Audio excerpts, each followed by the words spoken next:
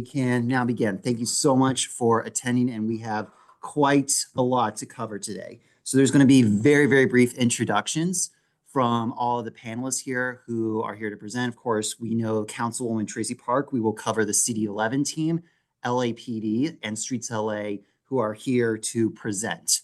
We will begin first with Councilwoman Park, who will speak on the work that she's been doing for Brentwood, for CD11, for the city as a whole.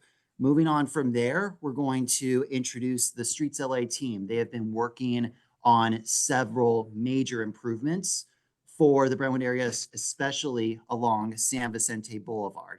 And we're going to introduce you to some of those improvements, give you an update, and also give you a heads up on an upcoming meeting next Saturday to participate in the improvement along the San Vicente median and its greening.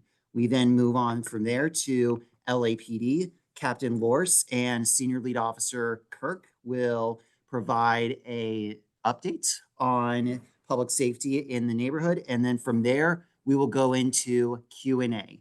On Q&A, I will do the best I can to get through as many people as possible. And I will ask for people to limit their comments and question to 1 minute. And we're going to work through this as quickly as possible. From here, I would like to make sure that we give some very brief introductions, starting with the CD11 team. We have here Sarah Flaherty, the legislative deputy, and we also have here, and is that the only CD11? Yeah, that's Craig Bullock. There we go, and Craig as well. So then I'll pass it off to Streets LA, starting with Alex.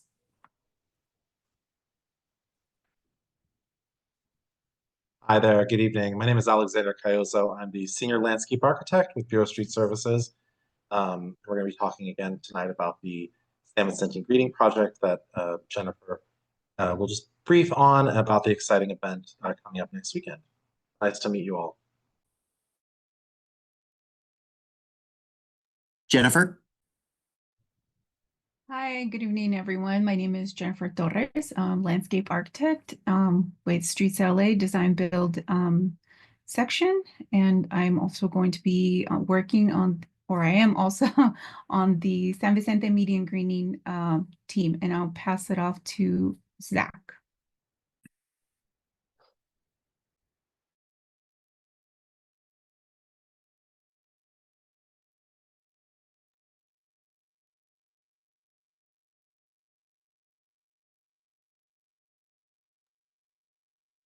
I guess we can't hear Zach. Joel, Michael, I'm here. Oh, okay. Oh, okay. I'm Zach Katz, landscape architectural associate with Street Services Design Build, and I'm working on the San Vicente Meet and Greet project with Jennifer and Alexander. Excited to meet everyone next week. And then Joella, and then Jaime. Hi, I'm Joella Valdez. I am a part of the external relations team at Streets LA, and I support the design and engineering team with outreach. Good evening. My name is Jaime Munoz. I'm a civil engineer and the project manager for the Brentwood Walkability Project. Excellent. And from there, I think we'll just close this off with introductions from LAPD real quickly, starting with Senior Lead Officer Kirk. Good evening, everyone. This is Senior Lead Officer Matthew Kirk. I'm happy to be on here, and thank you for having me. Deputy Chief Woodyard.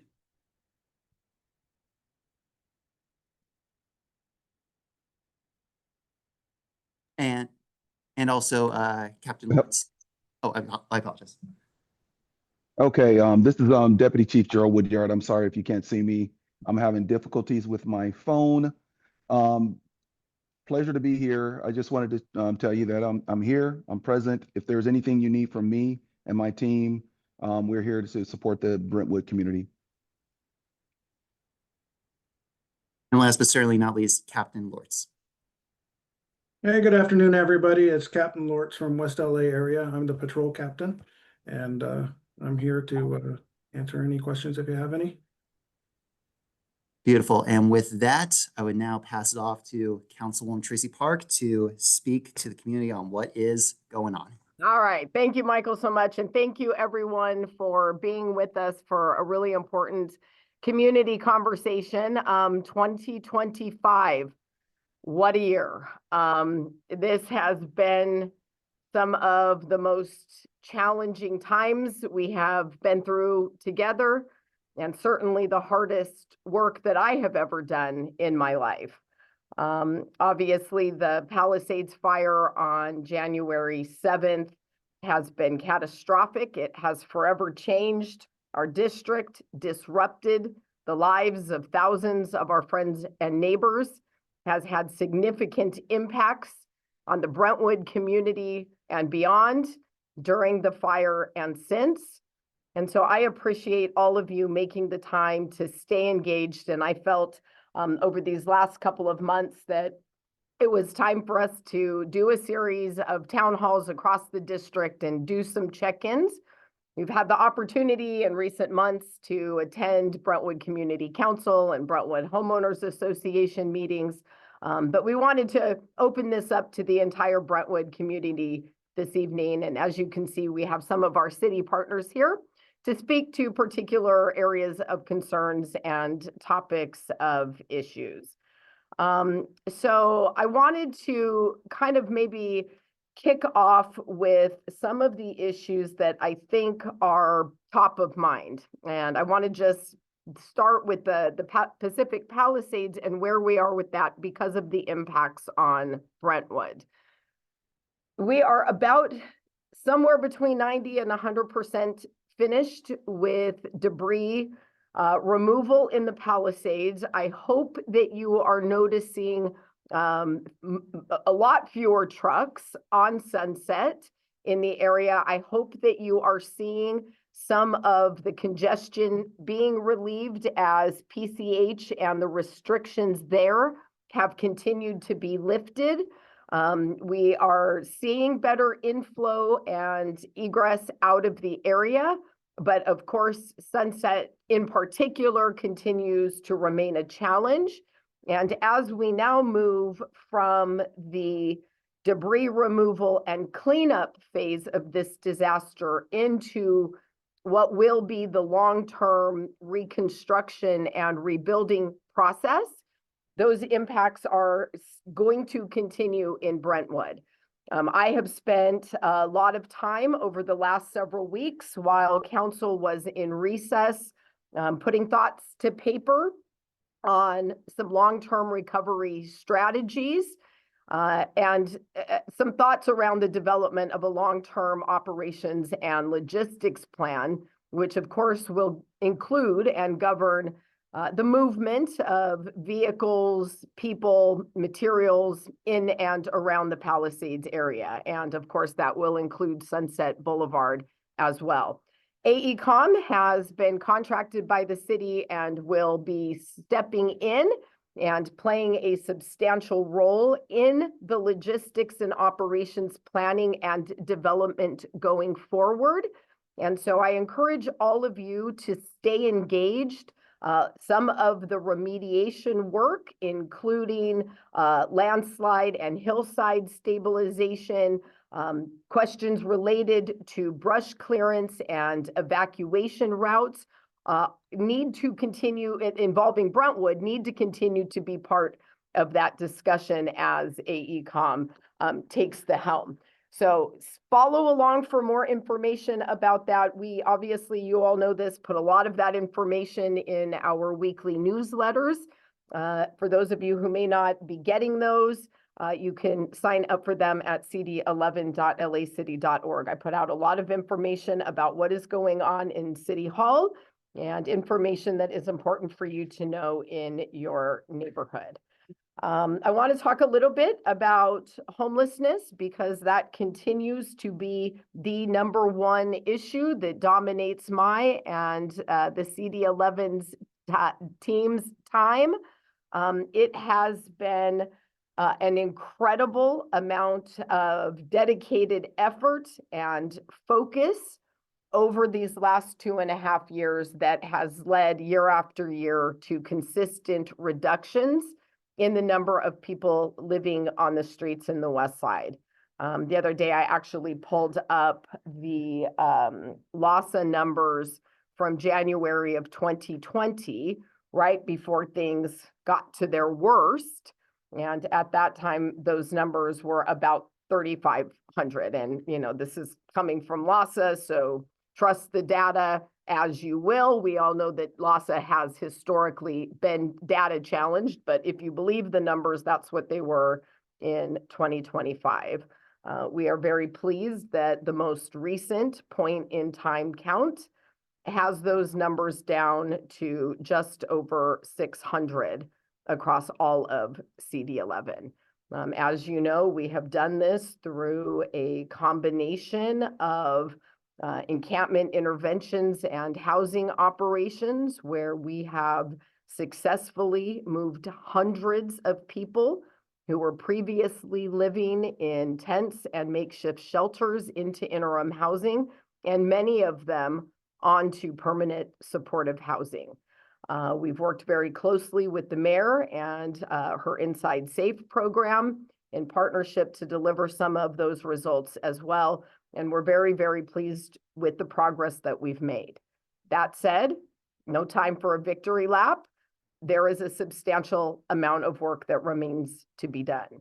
I will share with you that we are down to a population of individuals who in many cases are very difficult to serve.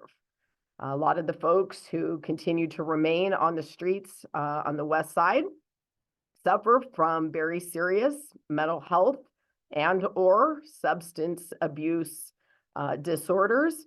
And that is an extraordinarily challenging group to serve. We are continuing with our efforts there.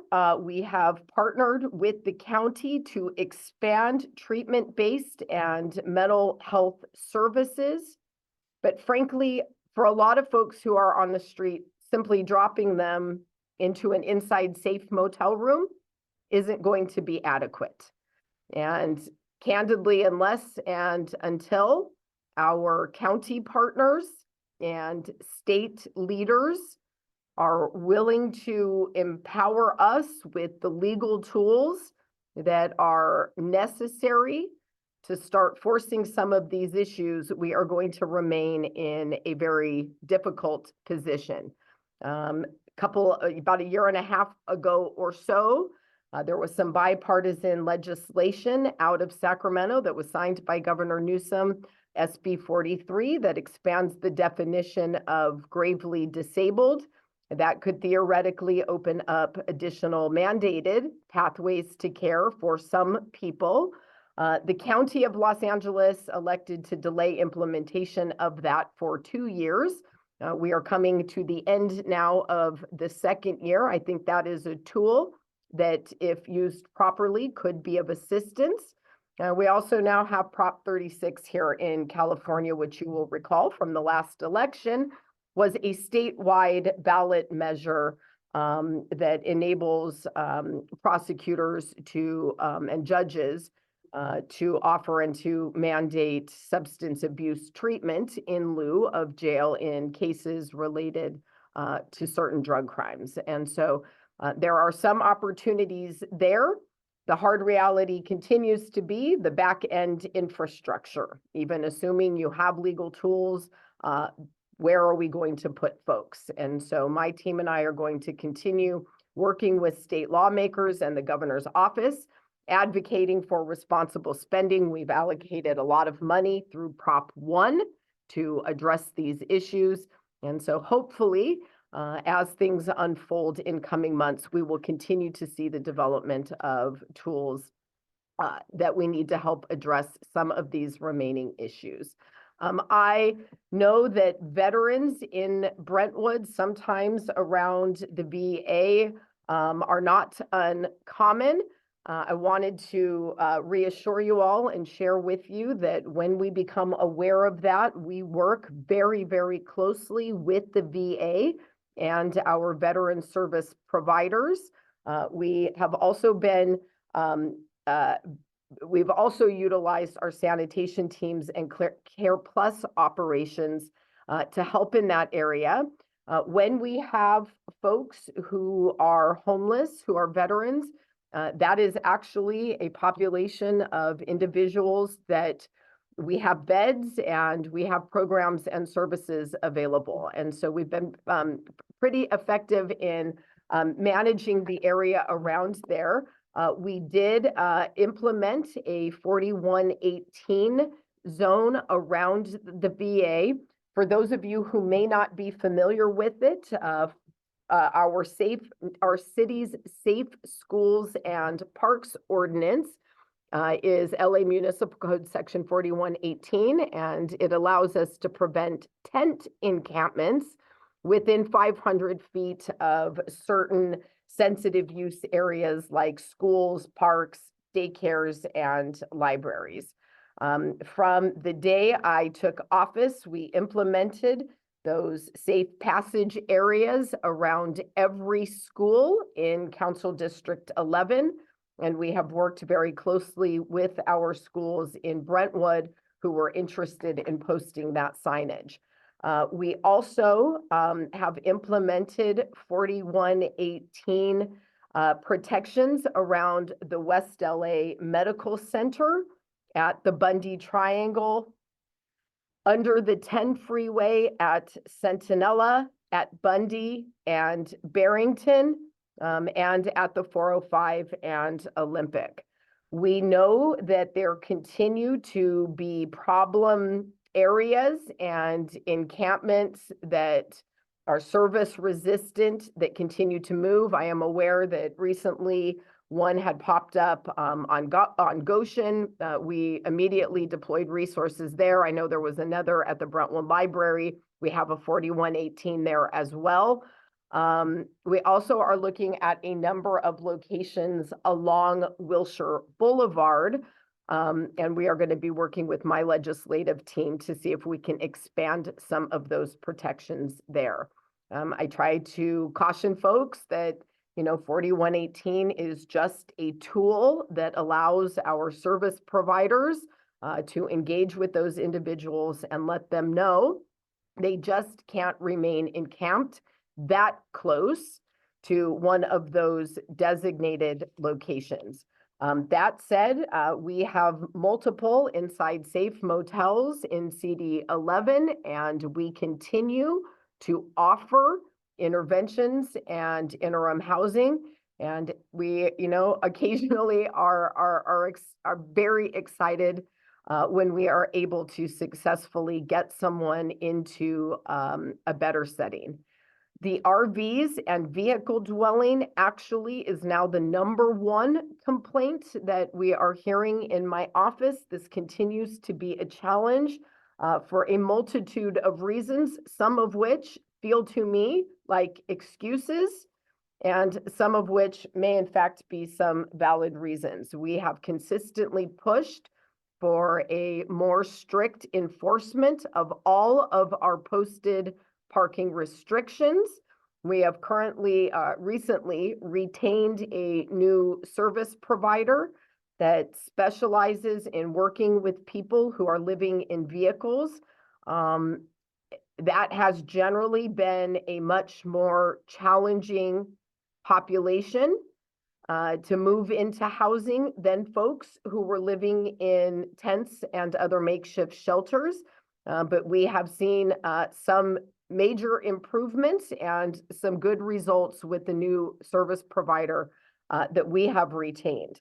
We consistently are towing vehicles when we have the lawful ability to do so.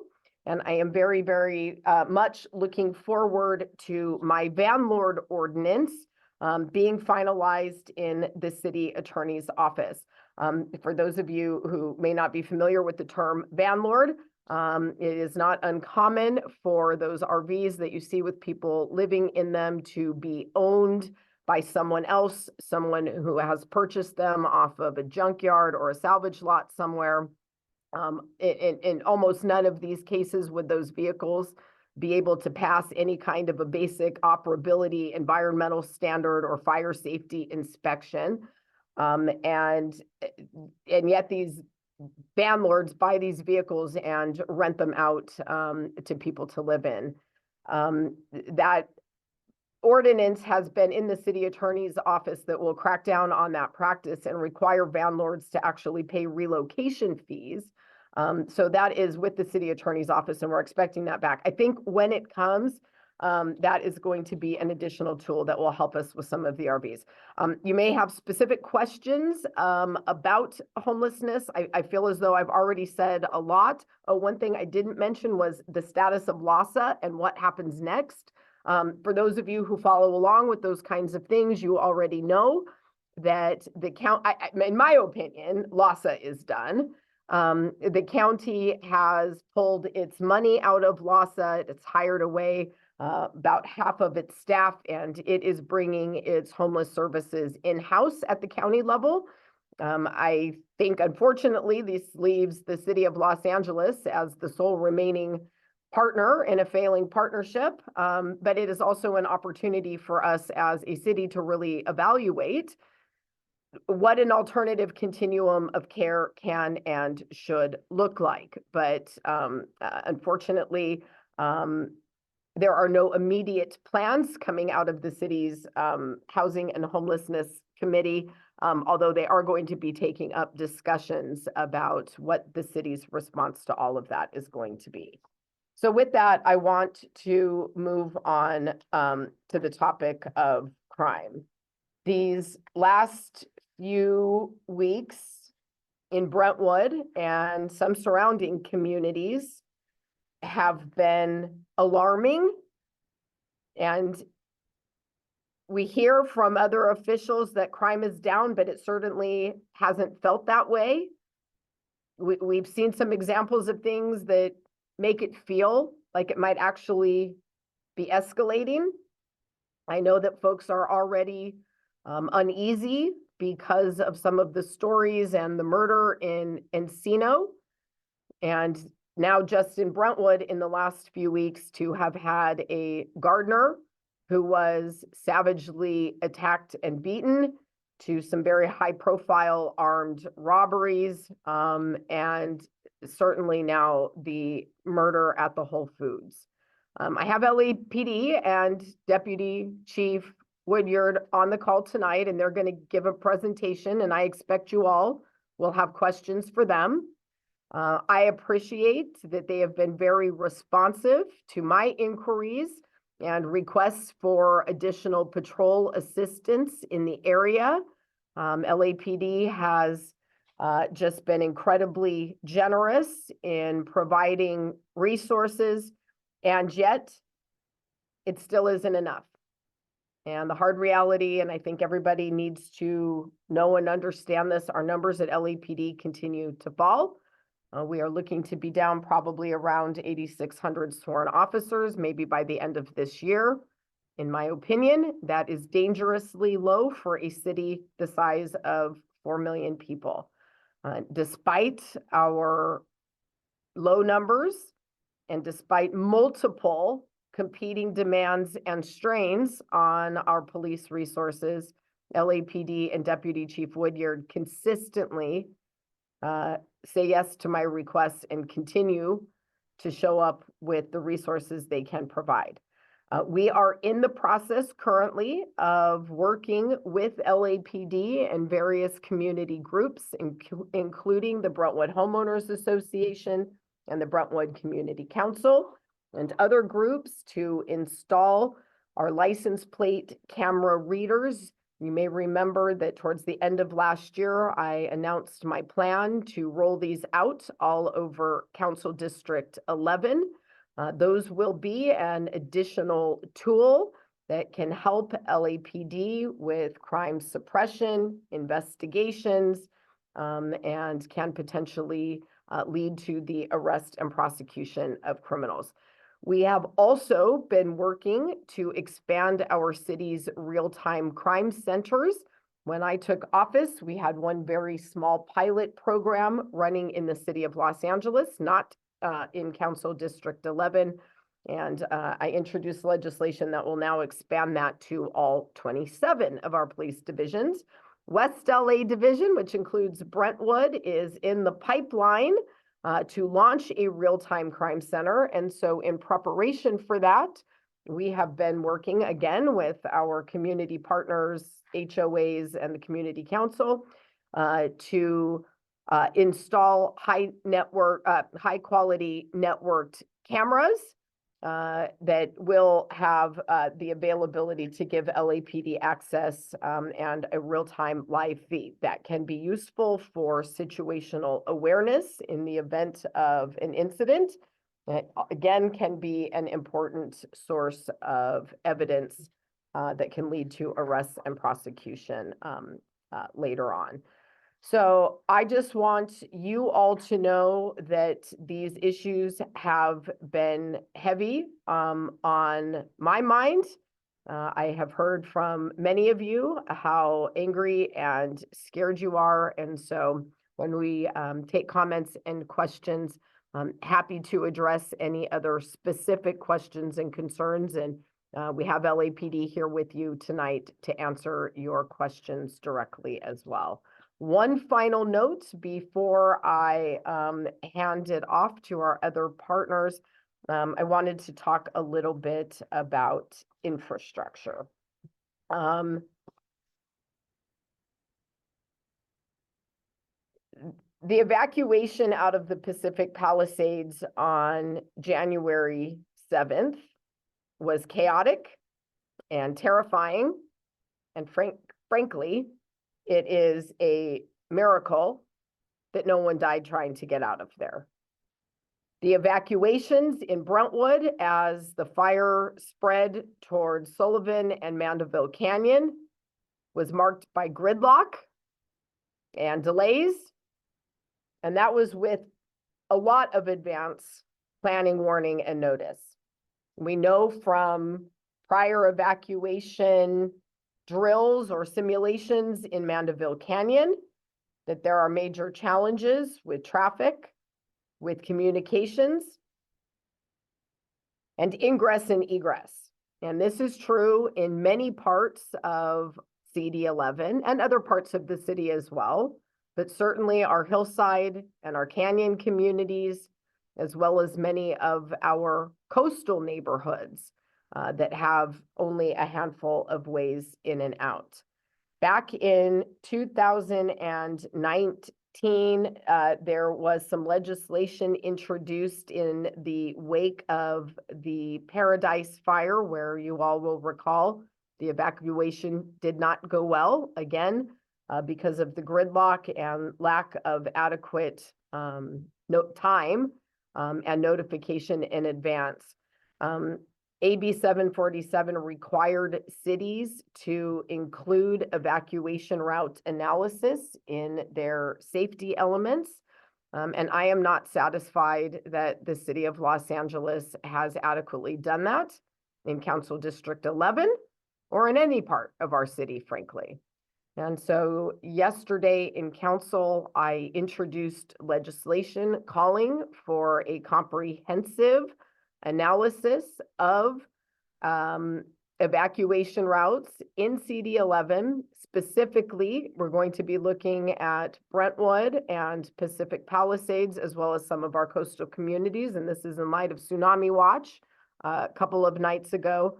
And we are asking for an assessment of route capacity, gridlock, bottlenecks, density, and other issues that can compound traffic and ingress and egress. And we are going to be looking at a variety of different stress factors and assumptions under different conditions, earthquakes, tsunamis, fires, that sort of thing. So that is something that I am going to be pushing forward, and will really very much look forward to working with the Brentwood Community Council as well as our community members. I think that Our evacuation routes are not just roads, they are infrastructure. They are critical when it comes to life and death emergencies. I have also introduced legislation calling for an assessment of our fire hydrants citywide. The Brentwood fire hydrants now have all been tested and are in good working order.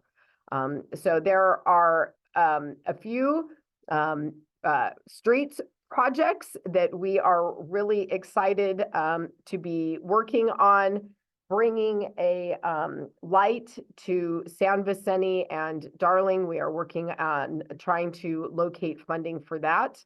And so I will leave it to Streets Services to talk about some of those projects that they are working on. I feel like I have been talking for an awful long time without any interruption. So I'm going to wind my remarks down, and then Michael, I guess I will turn it over to Streets LA next to give us a bit of an update on the projects that they are doing in Brentwood. So thanks again, everyone, for being here, and look forward to hearing from you all in just a few minutes. Thank you, Councilwoman. And yes, we will now be moving to Streets LA in two parts, starting with an update on the walkability project. So I'm going to pull up the presentation here for Jaime. And okay. And I now pass it off to Jaime. All right, thank you, Michael. So good evening. Just a quick recap of the project. The project is funded through LA Metro's Measure M program for $2.5 million for design and construction. The intersections that we will be improving are at Gorham and Montana. My team at Streets LA and our partners at LADOT and the Bureau of Street Lighting will be delivering these improvements. The project is focused on improving pedestrian safety and accessibility at these intersections. Next slide. Now on the updates. Currently, we are at 95% design plans for both intersections. We are addressing final design comments and preparing the plans for signature. We are also working with the Westside City Council of Governments to increase the construction budget by $1 million. This will allow us to fully complete the two intersections for this project. Now on the schedule. We are currently working to get signed plans by the end of August. And we are hoping to start construction in September. All the work will be done using city forces, which will allow us to save time and not have to go out through the bid and award process. Next page. On this slide, we are showing the improvements for the intersection of Gorham. We will have 11 new accessible ramps that will facilitate access and improve pedestrian circulation from one side of the intersection to the other. We have also added sidewalk work on the southwest corner to address all uneven surfaces and make the sidewalk ADA compliant. Next slide. On this slide, we are showing the improvements for the intersection of Montana. For this intersection, we will have 11 new accessible ramps that will facilitate the access and improve pedestrian circulation for this intersection. We also added 2 bus stop improvements on the south side of the intersection and some additional sidewalk work that have uplifts due to existing trees. That concludes the Brentwood walkability updates. Thank you very much, Jaime, for that. And with that, we now move just a little bit eastbound along San Vicente Boulevard for another project that is going on, and beautification specifically, to where I turn it now over to my other Streets LA partners as I pull up the flyer here.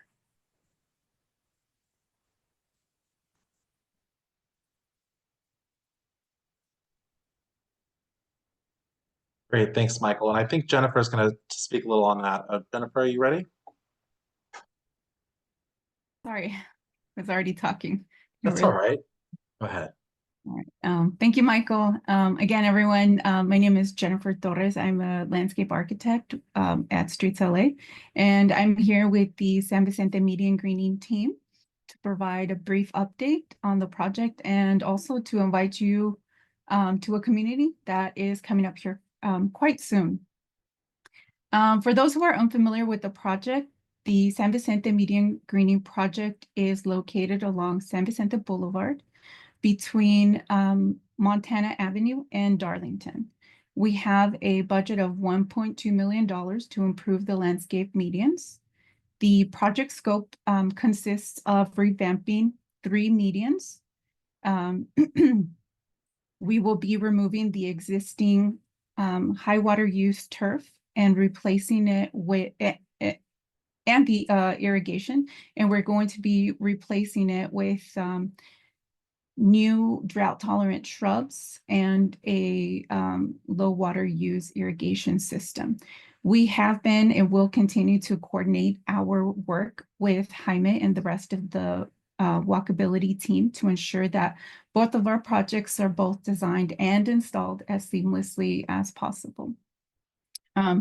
We are currently working on developing the design phase of the project, and we are here to invite the community to a meeting that we will be holding to share more details about the project status, the schedule and future steps, and also to gather input from the community. The community meeting will take place on August 9th at 11 a.m.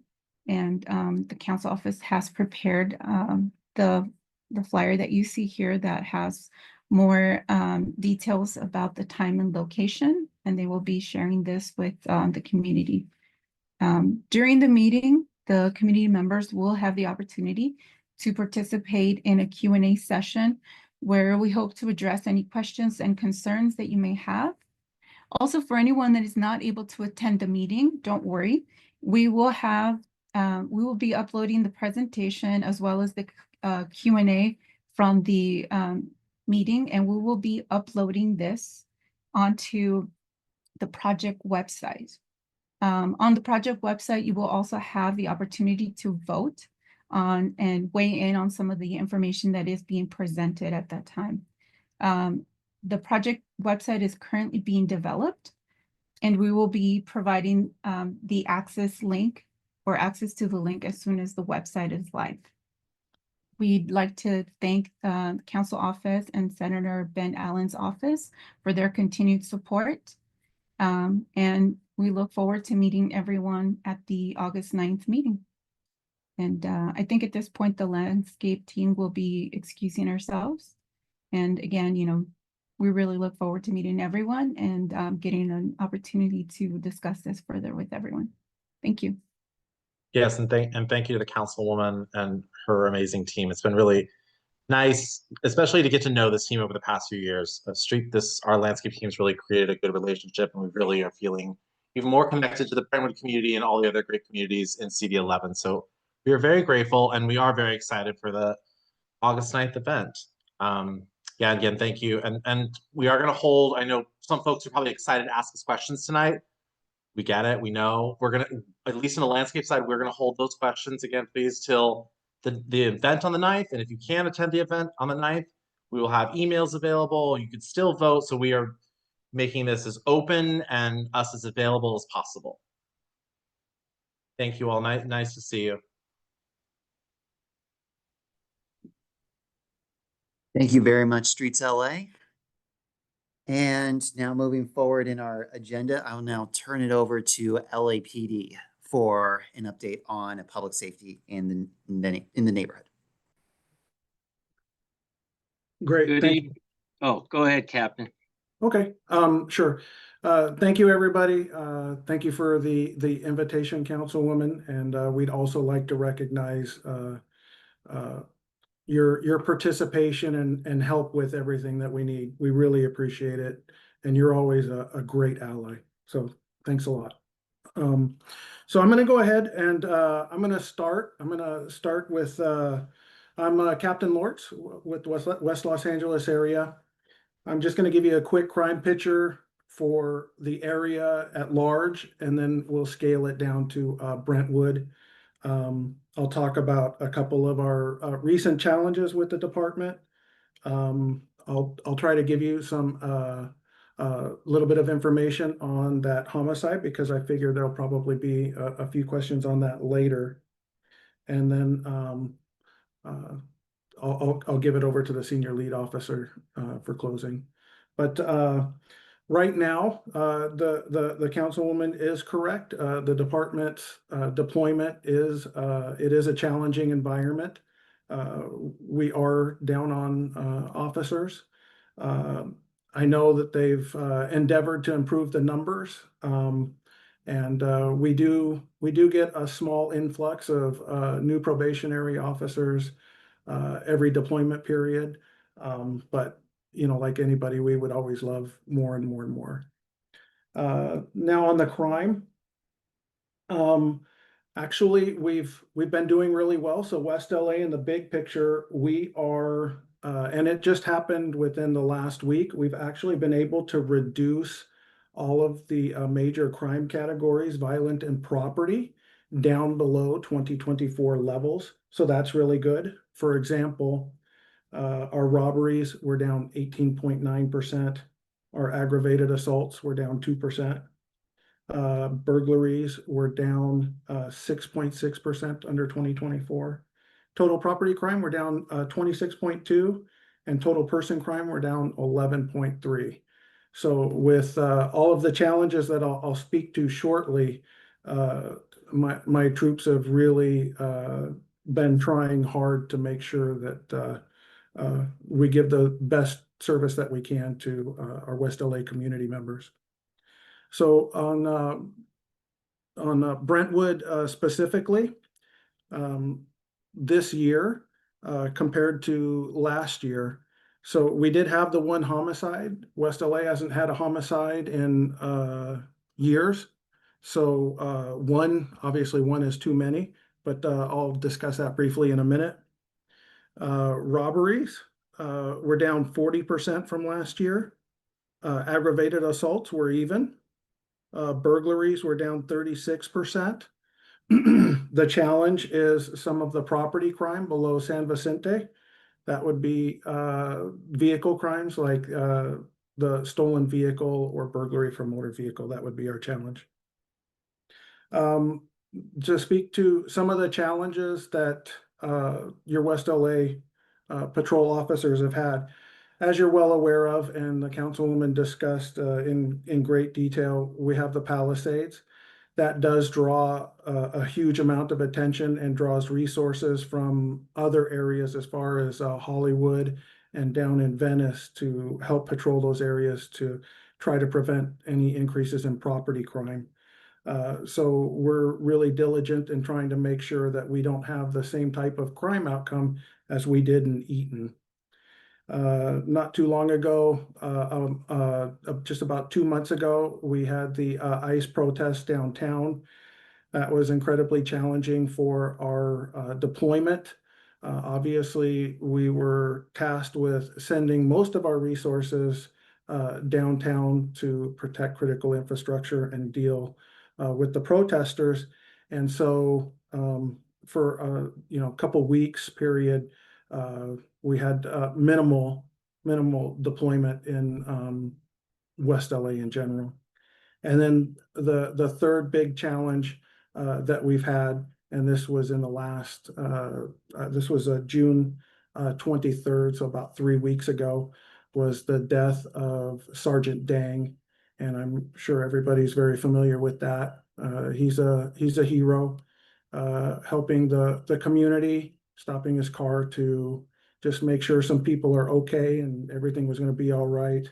And unfortunate circumstances, he was involved in a collision and he lost his life in the line of duty. So I'm going to stop talking about that because I'll get choked up pretty quick.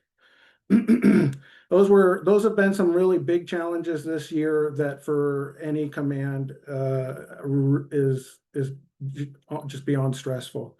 So I feel like my guys have done a pretty good job to get the crime numbers to where they are. Doesn't mean it's absent of crime, but it means that we're doing pretty well. On the homicide at the Whole Foods, I'm sure you guys are aware to some extent. That homicide occurred between two transients.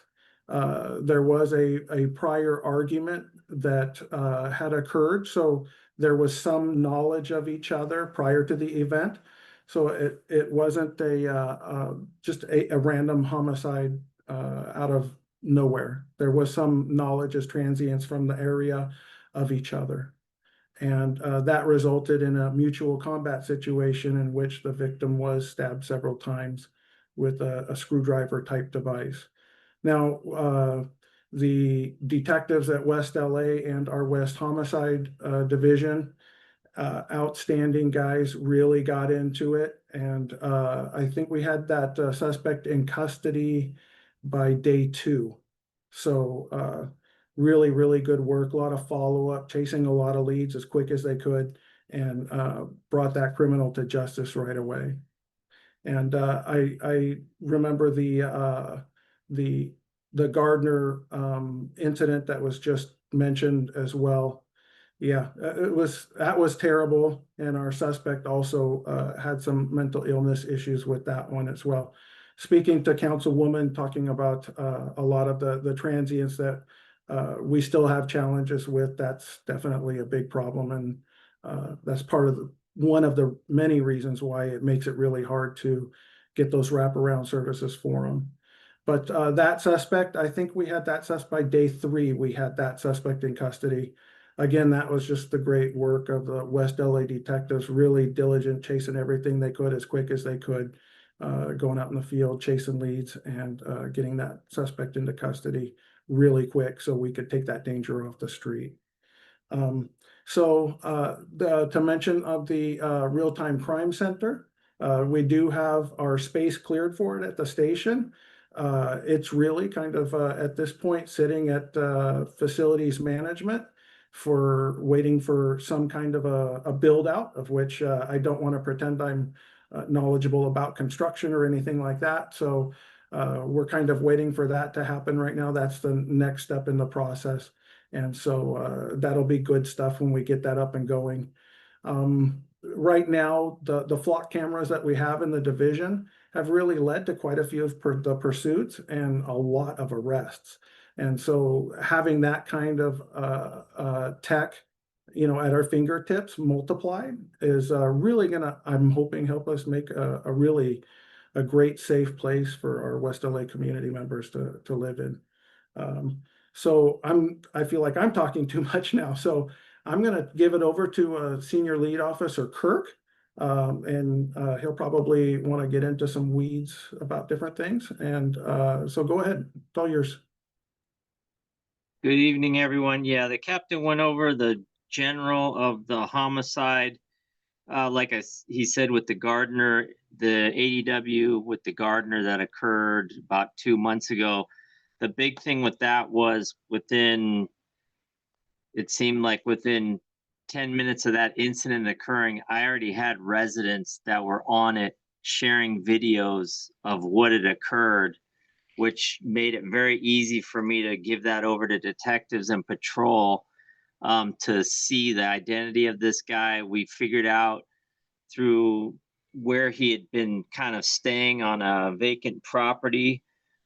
So within a short period of time, we knew who the suspect was. And when the neighbors did see him again, they phoned it in immediately. And I told them, if you see the guy, this is what you say on the phone. There's an ADW suspect that occurred on, 2 days ago. They reported it immediately. Officers got out there. They knew who they were looking for because I shared the photo to the officers at the station. They jumped on it and made a quick arrest of it. But it was with the partnership of the community. A lot of this stuff, we can only do so much as a department, but it's the activeness of the Brentwood community that's always on top of it with sharing videos with myself. And in turn, I share it with detectives and talking amongst each other within, whether it's a neighborhood watch group, a homeowners association, a building association. It's the partnership with the community that a lot of this stuff, gets solved we couldn't do it without the community. So I want to thank the community that's on here and a lot of people that might not be on here that are really on a daily basis sharing information with me.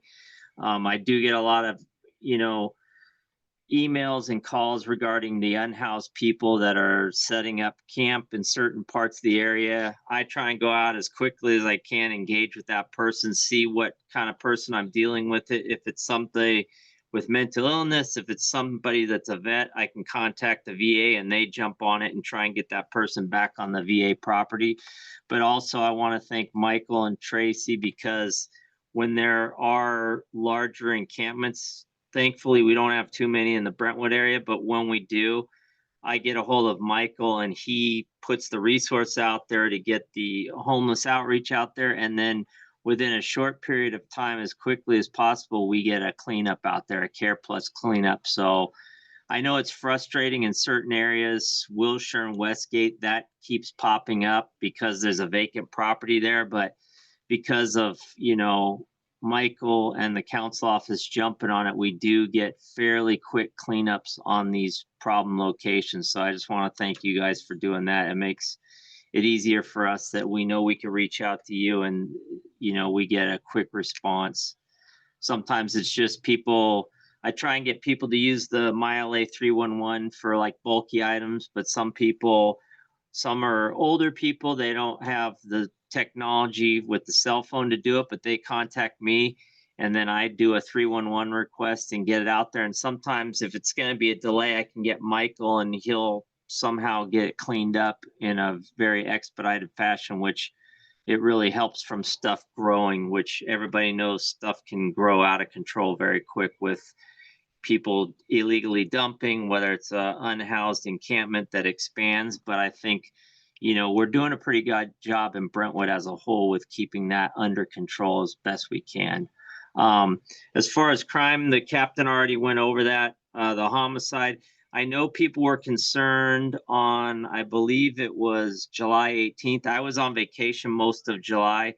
I got a text message and a video regarding it's a store called Real, which is on 26th Street, which is in the west side of 26th Street is the city of Santa Monica.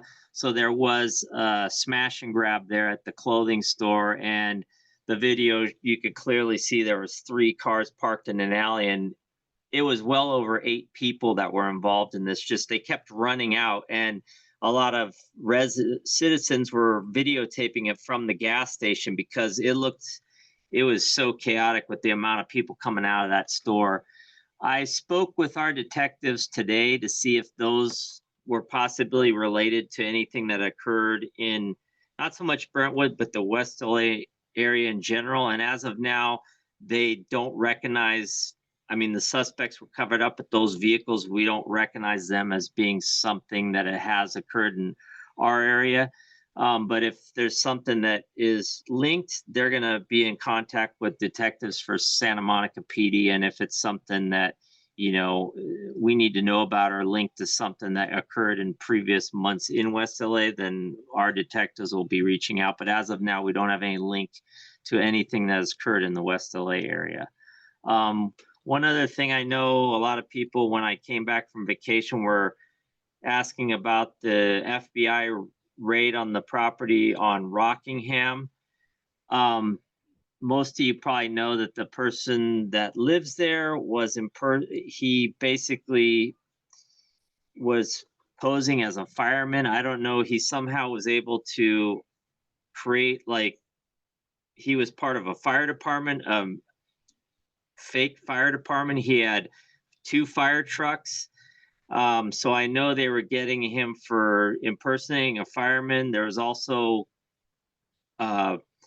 calls that he was shooting a laser at the LAPD helicopter in past months. So it was a culmination with the FBI, I believe, the DMV investigators, because he had exempt plates because of the fire department, that he had somehow was able to make it sound like he was actually a firefighter.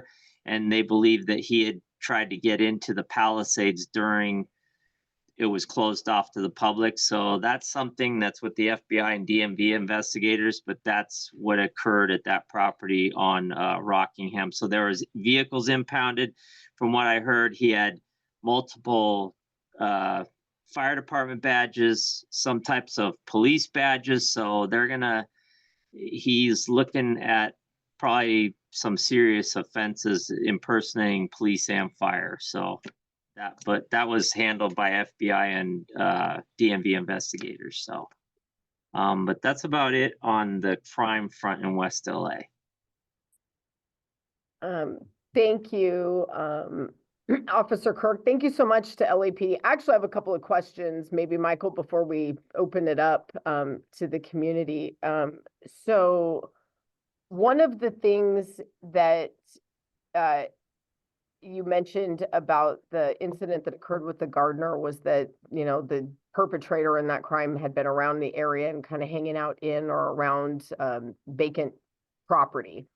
And I thought that was a good point to pivot back to, because I want to make sure the community is aware of these issues related to squatting and what can be done about it. When I took office, we started actively working with communities to identify nuisance properties where we believe there might be trespassers and squatters. That could be a vacant home, it could be a construction site, could be a vacant lot, those sorts of things. And so we have been really active in trying to proactively identify those properties. We had actually a fatal fire down in Del Rey. And the city has just Byzantine bureaucratic procedures that are required to go through a nuisance abatement process, essentially. And there are multiple steps to it. And in some cases, trying to get people who may have no legal right to be there, who may be committing a crime by trespassing and squatting out of the property, can be a real challenge. So we have encouraged residents that if they become aware of a location like that, to let us know so that we can get it in the city process, working with DBS and working with LAPD to address those circumstances. But LAPD, do you have advice, any other advice or additional information that we could share about how we are taking an aggressive approach to addressing squatting? No good ever comes of these situations, ever. Yeah, no. Fire or some other type of den for crime. So what is there anything more or different we can do? One of the things, just legislatively, so folks know, procedurally, we're already looking at overhauling the abatement procedure process. But from the law enforcement perspective, is there anything more or different that you need? Well, the first thing what happens is I usually get a call from a resident that lives in a adjacent property. There's one particular on Dorothy where I believe this unhoused person was staying. And I had there were two properties. One of the properties, I was able to get the owner's information. It was, I believe, a 6-unit, fairly nice property, but people were starting to go into the back part of it. And that property owner was he was on it. He fenced it off. He put cameras up. And after that, that property was taken care of. He's going to renovate it.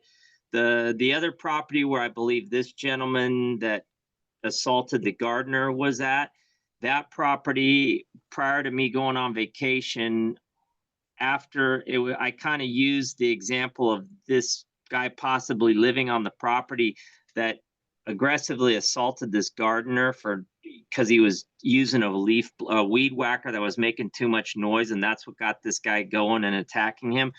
I was able to reach out to the son of the property owner. I said, this property is fenced off, but the way it was fenced off, they had a big heavy chain, and the chain was attached to a twig about 1 inch in diameter, so it was completely useless.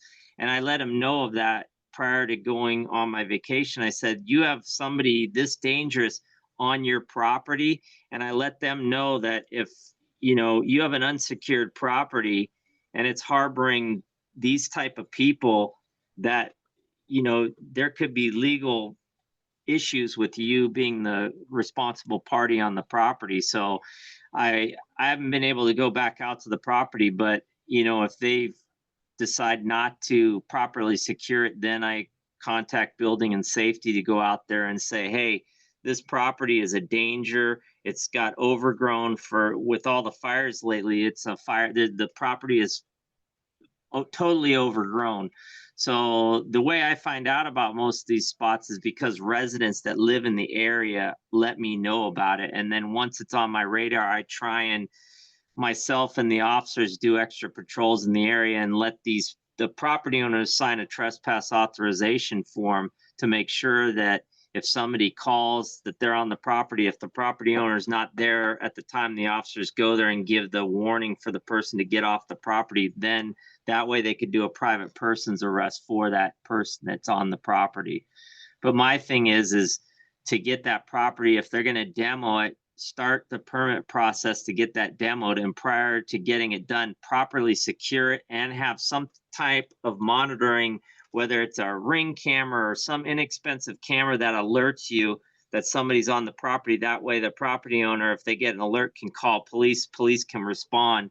And once these people that keep going on these properties know that as soon as they get on the property, police are going to be called, they move on, because they will eventually find a property that's unattended with no security on it. So Well, that's thank you for that. It sounds like we're doing the same thing. So we let those property owners know, and we try to, go through the compliance steps first. But we as a council office are actively moving forward the abatement procedures and then the demo permits where we can get them to remove those. So I just want to let folks know in the community that if you are aware of trespassing or squatting in a property, obviously let LAPD know about it. That's your primary reporting strategy, but please also let Michael and my team know about it as well, because we push with the city departments behind the scenes. And so I think, these examples of these kinds of things happening are just a consistent reminder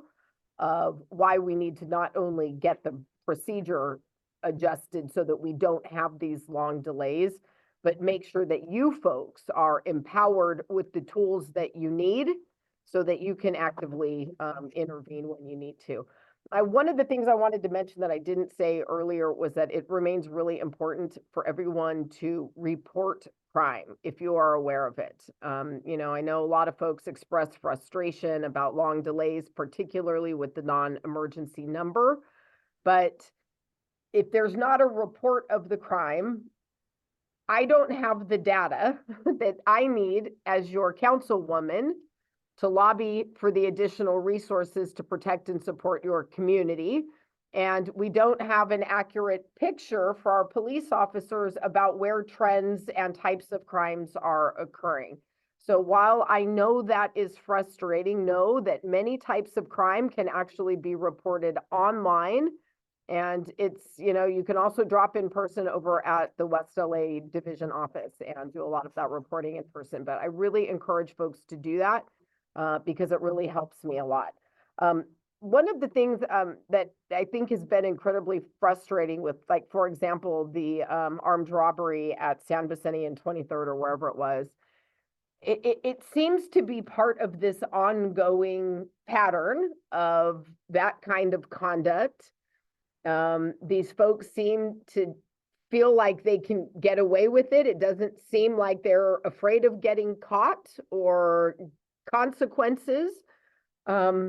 Obviously, with Prop 36, part of that gets at cracking down on the retail theft. But I think there is just sort of an overwhelming sense of frustration that these people can just come into our communities and do this, and it seems like they're getting away with it. So no one in custody on that particular crime yet. I don't know that because it's a Santa Monica occurrence on that one. But I do know, for example, Century City Mall about a year and a half ago, we had numerous occurrences of them going in, not armed, but just going in, grabbing. They would go to Bloomingdale's and Nordstrom's and they would go in and rip bunch of purses. They would take it happened in the Valley, they would take the whole rack out. Those have dropped significantly at Century City Mall. Granted, the security at the mall has been,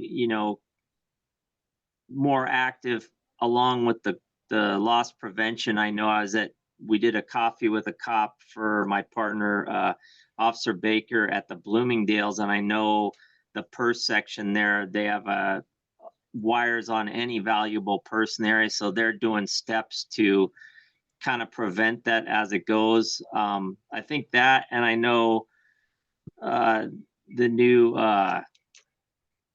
Attorney Hockman he's very vocal on prosecuting these people for doing this stuff. So I think it's just going to take time before people are actually going to jail for a significant amount of time when they get caught doing these crimes. And that over time will send the message out that you're not going to get away with it. Like in the past, they've seemed to just, especially around COVID, there were a lot more of these occurring. So, I'm hoping that with the prosecution of some of these guys that they'll have a second thought if they do some significant jail time for doing these smash and grabs. Even if there's no weapon involved, they just go flash mob and go in and take all this stuff. They're going to, add up the totals and it's going to turn into a felony where prior it would be a misdemeanor. So. Well, I really do very much appreciate our new district attorney and how seriously he is taking those issues. But it's a perfect example of a crime where we need our license plate reader cameras and we need our real-time crime center operational. And this is, again, why it's so important to get our communities networked on our high-quality cameras. Those are the kinds of tools that will help LAPD stitch together the movements of suspects through the community. And probably because they're criminals, they had their license plate covered or they had fake ones or something. So they may or may not have hit on the license plate readers, but it'll still, with the flock cameras, they can put in the vehicle description if it's a specific kind of vehicle, even if there's certain damage on it. I mean, the plates, having the proper plates make it the easiest, but a lot of times they swap out plates, but it will get the vehicle description. If it's a white Cadillac Escalade, we could track where it's been. So even if the plates aren't on, a lot of people ask me that, we could still track by specific details of a vehicle, which also can track where it's been. If it goes into Beverly Hills, they let us know, and then we could track it if it goes to the Valley. So, those still are beneficial, even if they do put stolen plates on. Sometimes when they steal the plates, we can find out where the plates were stolen off the original vehicle, and that helps us track down where these people possibly started from or where they might live. Right. Well, again, just another reminder of why these supplemental tools are really important. One final note, and then Michael, let's start taking questions. I just wanted to acknowledge again the budget cuts from this year. Probably most of you saw the remarks that I had to offer in council in connection with me voting no on the city budget, but we saw massive cuts to staffing at LAPD. We also had massive cuts in sanitation, which has impacted our care and Care Plus teams and the number of days that we're able to conduct operations. Over at the Department of Transportation, I think they cut 78 or 80 parking enforcement officers. And so we are trying to maintain our current level of services, and we are all pitching in to do even more with less than we had before.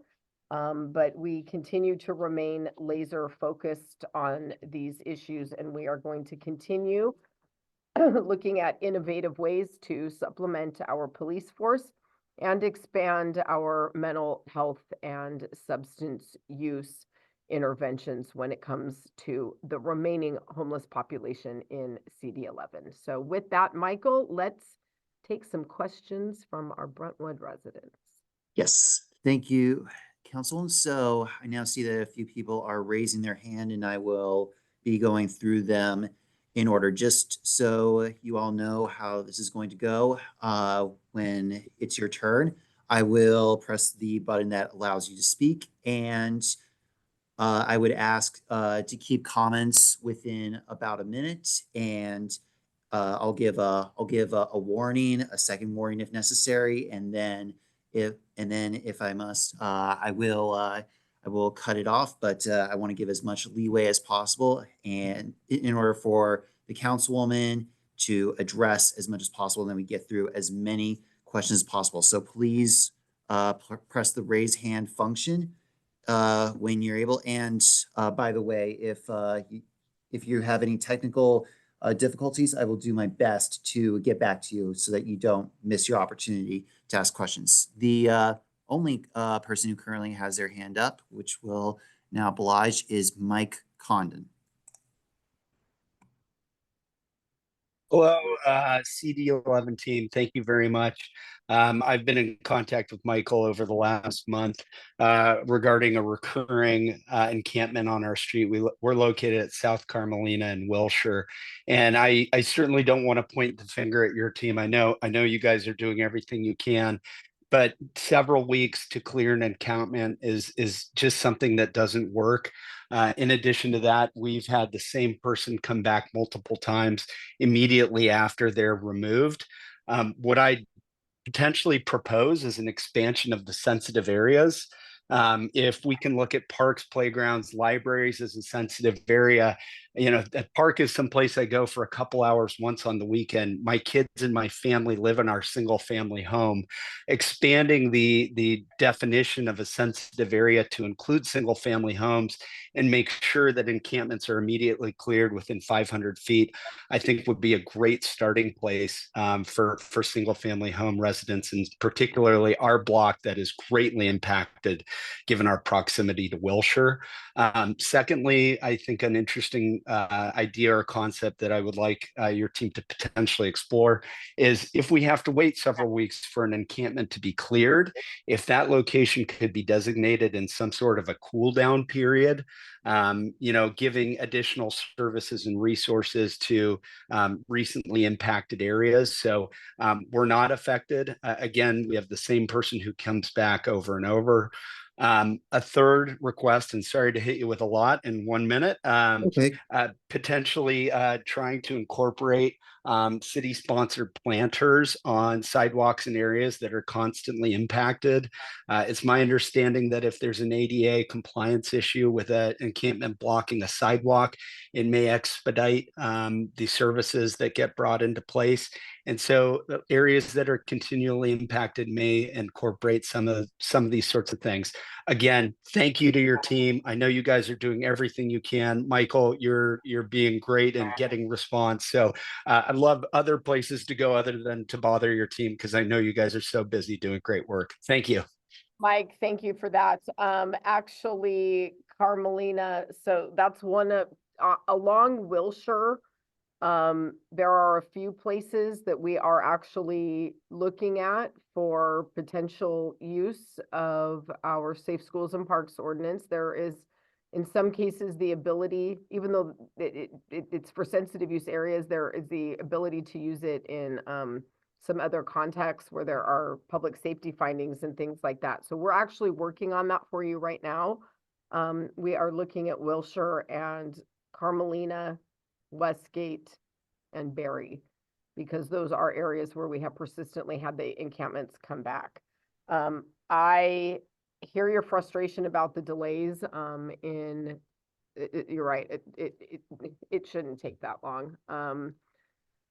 We are, as I mentioned before, down to primarily a very service resistant population. And a lot of times when we are doing, a Care Plus operation, or even when, we're doing some other type of a housing intervention, when people refuse the services that are being offered, other than to tell them you can't remain this close to that school or this library or that park, we just do not have the effective legal tools that we need to force the issue. I am certainly open to the concept of expanding our 4118 to include additional areas. And in fact, I've already introduced motions to do that, to expand it to include all of our environmentally sensitive habitat areas, our very high fire severity zones. That seems like an absolute no-brainer to me. Around our critical infrastructure, everybody remembers the 10 freeway fire. That's an approach that some other cities have taken that have been pretty well, helped them manage that problem pretty well. That continues to make its way through the city's legislative process. The CAO's office is in the process of evaluating potentially eligible critical infrastructure sites. And so whether or not we, called single family homes sensitive areas, almost certainly, if there was a qualifying piece of infrastructure, an expansion like that could be helpful to you. I say that, but that requires policy changes like that require a majority vote on the council. I have to go in every time we do any new 4118 zone. I don't know if you all know this. I have to go into council and file a motion and get 8 votes every time I do that. And the balance on this council is increasingly difficult to get a majority to agree on some of these approaches. And so 4118 statute in and of itself is controversial. For some people, it's not controversial to me at all. There is no scenario in which I am ever okay with kids having to step over open air drug camps ever, anywhere, frankly, not just going to a school or a park. But you remember a couple of weeks ago when Governor Newsom issued another, executive directive or order or something telling cities to go clear up their encampments. The governor's team was kind enough to even include a proposed model ordinance to go with it.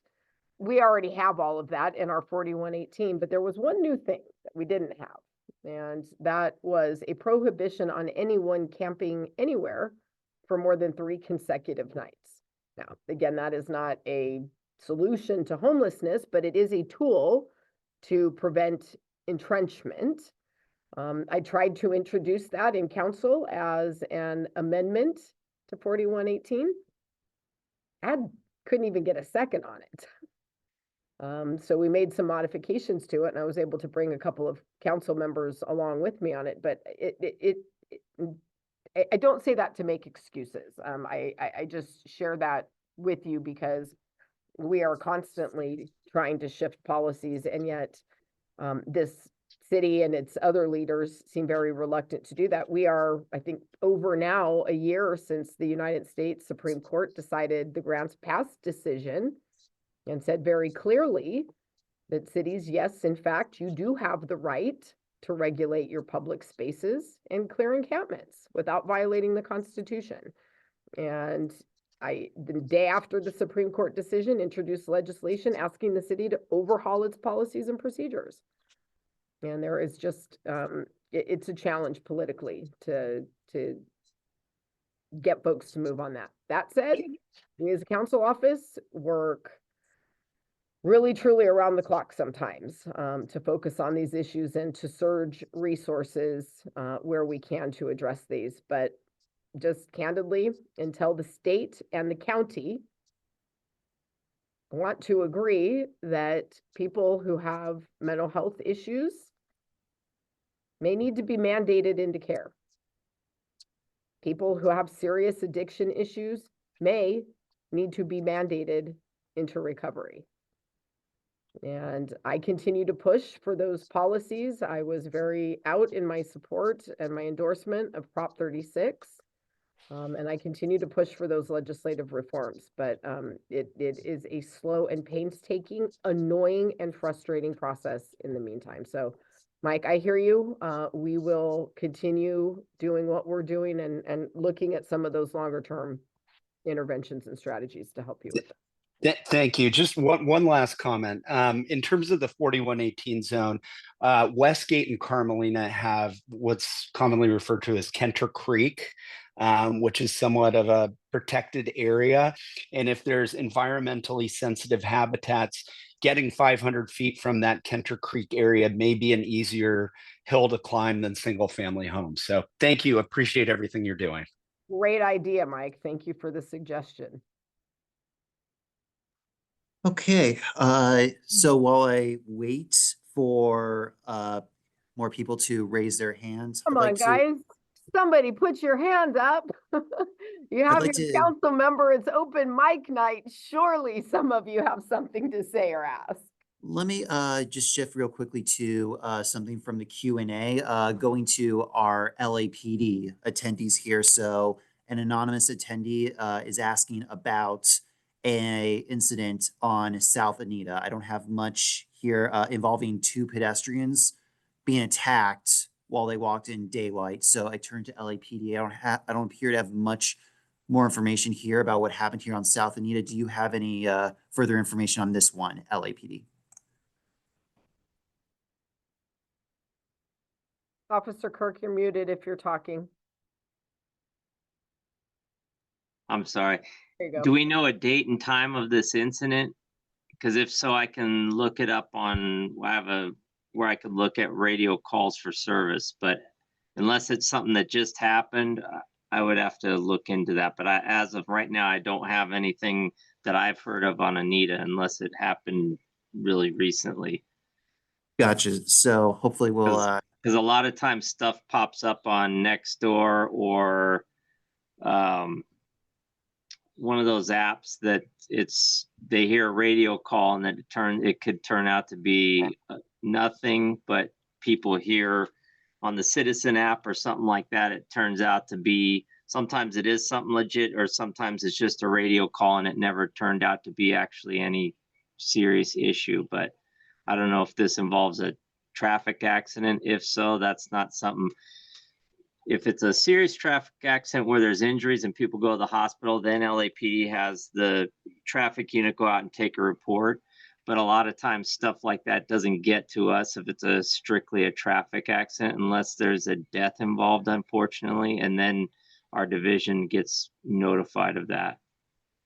Maybe that chatter in the comment section, I don't have comments open, so I'm not seeing them. Maybe they can send us some more information and we can follow up with LAPD and find out some more specifics.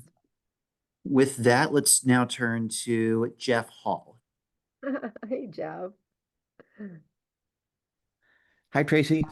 In Brentwood and in all of LA, really, we have cracked sidewalks galore everywhere you look. And people stumble and fall and get hurt, and then they sue the city, and the city pays out lots and lots of money for this. And it seems like it would be smarter just to pay that same amount of money and fix the sidewalks in the first place so the problem would go away. But here's an idea for your consideration. What if we as a community here in Brentwood got out there one weekend, all of us, with a sack of concrete and a mixing vehicle and maybe some asphalt and a shovel? What if we just fixed our own sidewalks at our own expense? We could pay for it and fix the sidewalks and make it safe again, and it would cost the city zero.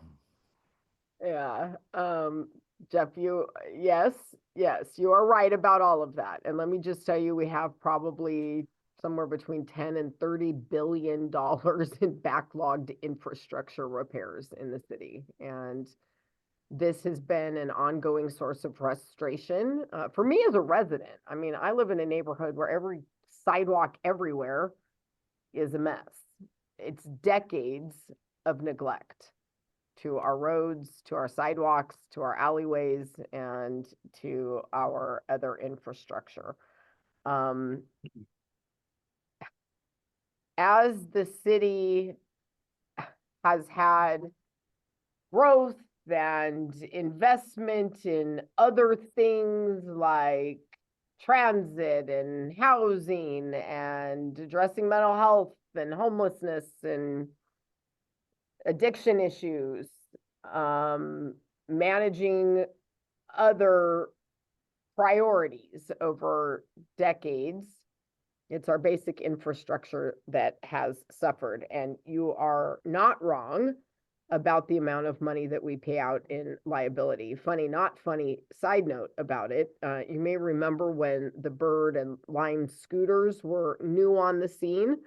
It was city's risk managers actually recommended, don't allow these things because our sidewalks aren't safe enough and our roads aren't safe enough for these kinds of things. And yet now they are everywhere. I definitely took some criticism for my position on HLA. But that was a $3.5 billion unfunded mandate that now is going to require the city to have to install very expensive roadway infrastructure like bollards, curbed medians, dedicated bus lanes, every time we repave any segment that's over an eighth of a mile long on our major corridors. That makes even a simple resurfacing job now super complicated and expensive. The other thing is that, you know, as a matter of law, the cost of repairing sidewalks was actually passed back to property owners some decades ago. And I think folks just in the city haven't wanted to break the news to residents that it really is on them to fix their sidewalks. But yes, I think there are ways to get the community involved with this. I wouldn't recommend just going out and buying some asphalt or some concrete and making it a DIY project. I would recommend that we work with my office to make sure that we go through appropriate channels and permitting procedures, which are annoying and time consuming. But we've had some instances, who was it? Some celebrity, I think maybe even in Brentwood recently was out filling potholes. And I don't know that DOT approves of that. Over in West LA, some neighbors went out and painted a crosswalk over at Stoner Park. I personally thought they did a pretty dang good job on it, and I told DOT to leave the crosswalk. But they had to come out and take it up because of just other issues. Like you can't have a crosswalk unless you have curb ramps on both sides, and there's no curb ramps on those sidewalks. And so we are looking at, we understand that there is the need to do this. There is no budget allocated over any dedicated period of time to get the sidewalks fixed. I do think that the Olympics can be a good driver for repairs in some of those areas. I don't know that it solves your problems in Brentwood, but I definitely think if there is a willingness to participate at the community level, that is absolutely something that my team and I can try to help guide through a process so we can actually do it and then not have the city come out and rip it up when we're done. Okay, I would note that it is 7:30, but we still, I believe, have a little bit more time to answer questions that are there. And now we move on to Meryl Kruger. Hi. First of all, thank you guys. I think you're doing a great job. My son is taking a bath. Sorry that there's this background noise. But I just wanted to comment on the streets. You know, yeah, I think it's hard for people to. Yes, honey. I think it's hard for people to understand that the sidewalks are sort of a shared responsibility, and yeah, there's definitely some spots like across from the VA park near the um, near the post office where it's lifted, and in that kind of situation, it probably needs to be ground down. But yeah, there are permits that are required, and also, I think, aren't there special contractors? Correct me if I'm wrong. That's, you know, my question is, aren't there special contractors that are required to pour a certain type of cement? And like maybe it needs to be reinforced or something, a certain pounds per square inch, and it's certain specifications that are, you know, mandated by the city so that it follows the city standard. But I don't think that there's anybody like preventing residents from repairing sidewalks so long as they fill out the like hire a contractor that gets the permit that goes to City Hall and pays the permit and then goes and does the work according to the city specifications. That's right, Meryl. Yes. So there are requirements and, it's a good example of maybe there's too many, but it's important that we do it. And I say it's important that we do it and we do it right. And then look at those ugly black asphalt patches that they slop, even when they do come out and make the occasional repair. The hard reality is the city is not in a position, especially in light of where we are with this current budget crisis, to do this.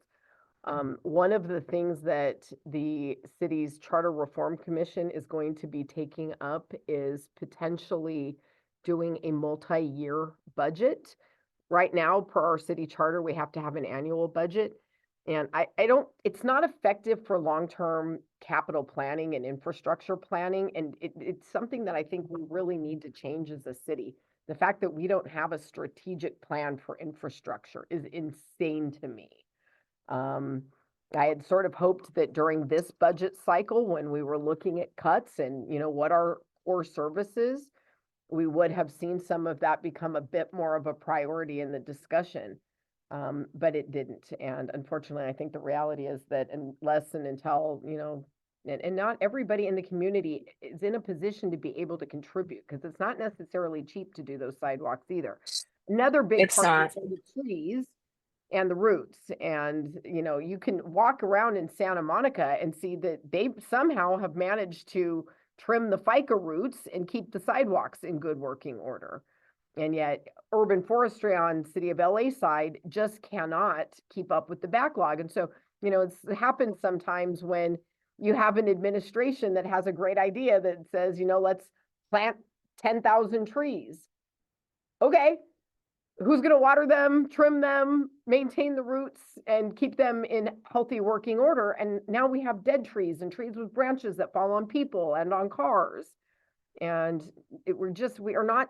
Part of what I object to about the addition of things, like new bollards and other clutter in the road, my beef with it is that we're not taking care of what we already have.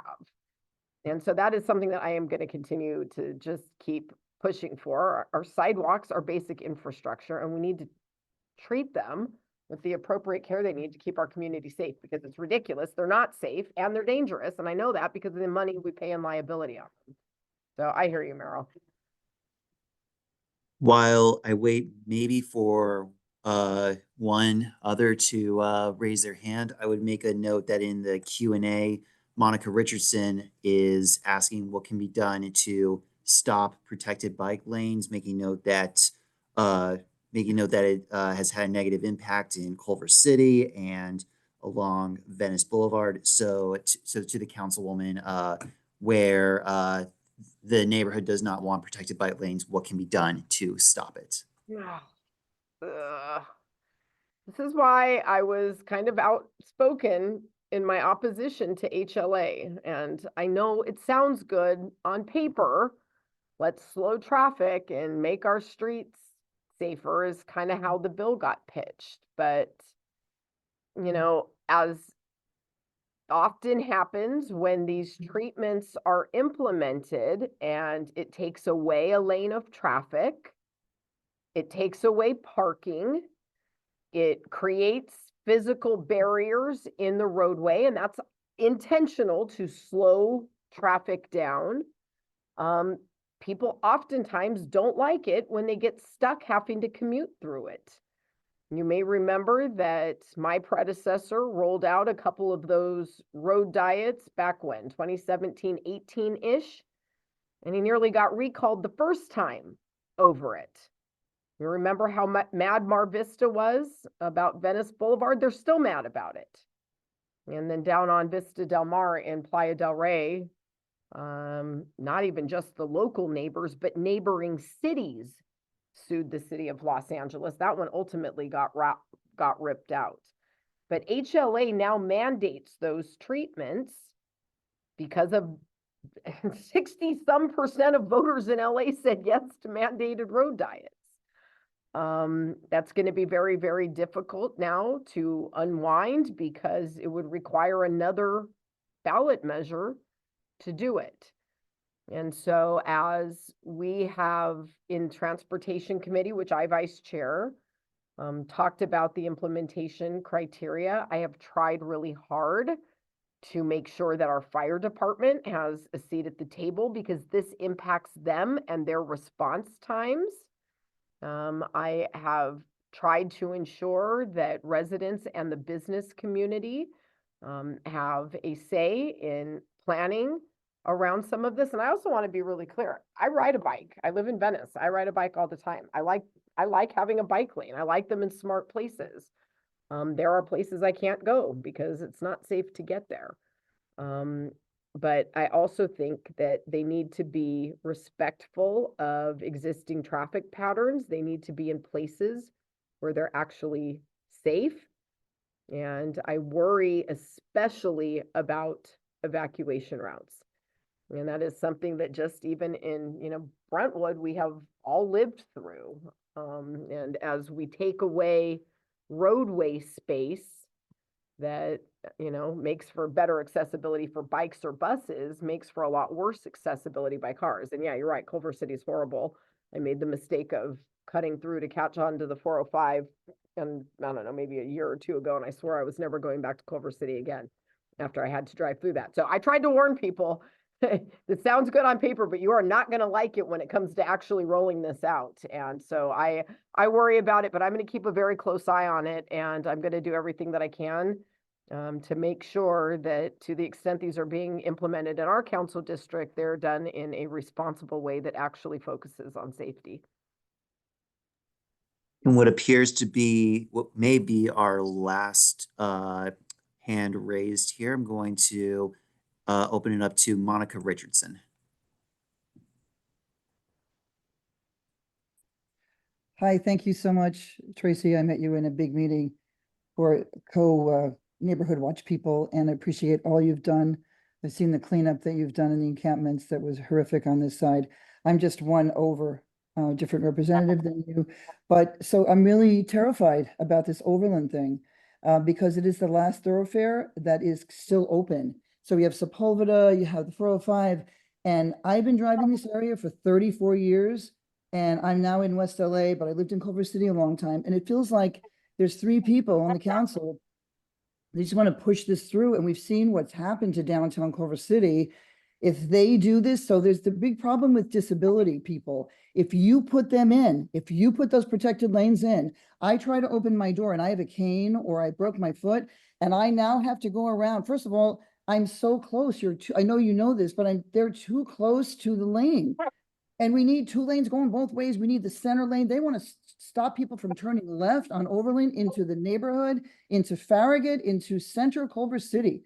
So people are very activated now. People are coming, but it feels like they're just going to do it anyway. Like, so even if we had 200 or 300 people that are against this, those 3 people out of 5 would vote for it. And I went to one of these meetings where they act like they want our input, and then they said, we don't have funding for this. And then I went to the next meeting and they said, oh, the first part is funded, but it actually comes from out of Culver City because they don't have the money for this. So it's like, and then there's this subgroup where the 2 people on the council are pro-bike, and they're like, have this little group. It's like, oh, we're going to vote for this. Then we're going to go to the big meeting. And I said, you need a pro-automobile person there. How about that?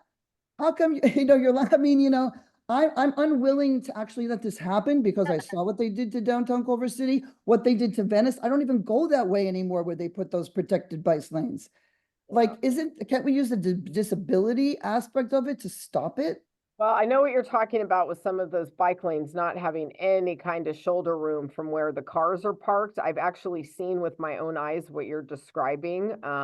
There was a woman who was parked whose disabled father was in the back, and she was trying to get him and his walker out of the back seat, and they're literally cars just inches away, traveling at practically highway speeds. I'm not sure that bike lanes should be on our arterial corridors where vehicles are moving at freeway speeds. And I do think that those safety and some of those disability issues have been overlooked. And so while I can't undo the will of the voters in passing HLA, those are the kinds of things that we look at as a council office. You know, one of the things that they've done with some of these road diets is moved the parking away from the curb, so it's further out in the street. But you know what's interesting?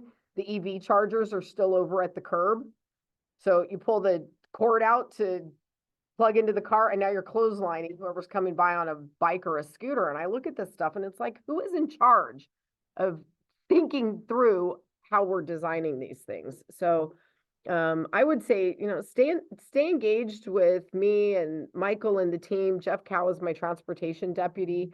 He works really closely on the implementation on these things because, you know, to the extent that, you know, we're required to do them in certain places, we want to be very careful and get them right. So I hear your frustration about it. I do. I don't love it. I don't love not having the flexibility of being able to work directly with you guys as a community and deciding for yourselves, where do you want a bike lane?